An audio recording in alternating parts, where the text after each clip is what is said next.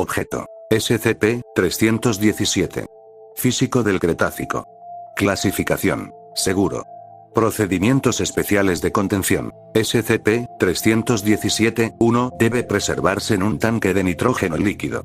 Las solicitudes de muestras de tejido de SCP-317-1 deben hacerse por escrito. Todas las investigaciones sobre muestras de tejido de SCP-317-1 deben cumplir con los protocolos de riesgo biológico clase 5. La examinación de SCP-317-2 debe hacerse en instalaciones clase 3 bajo estricta limpieza.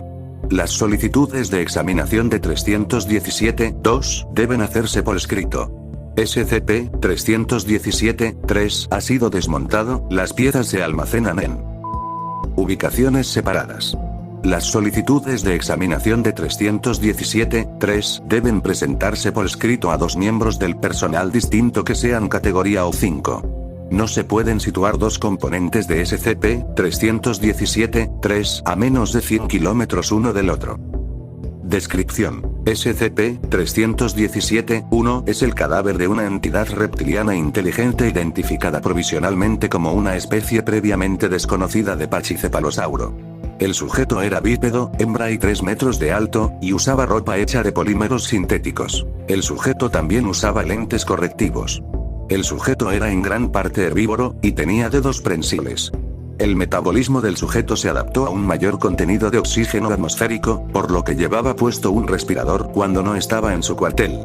El análisis bioquímico postmortem, rodopsinas, mitocondria, genes homeobox, citocromo P450, confirma que SCP-317-1 compartía ancestros comunes con la vida terrestre actual.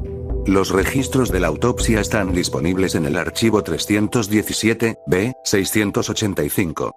En los 40 días entre su contención por la Fundación y su muerte por una infección de lactobacilos, SCP-317-1 aprendió a comunicarse a través de una combinación de lenguaje de señas, vocalizaciones burdas y dibujos. El archivo de vídeos 317-B, 36 muestra las sesiones de entrevistas con SCP-317-1. Los dibujos realizados por SCP-317-1 están disponibles en el archivo 317-B, 42, acceso general. Figuras anatómicas básicas. Interacciones entre él y el personal de la Fundación. Demostración de conocimientos de matemáticas. Demostración de conocimientos de química. Demostración de conocimientos de física nuclear, y en el archivo 317-B, 58, acceso restringido. Diagramas de circuitos, esquemas mecánicos, datos borrados.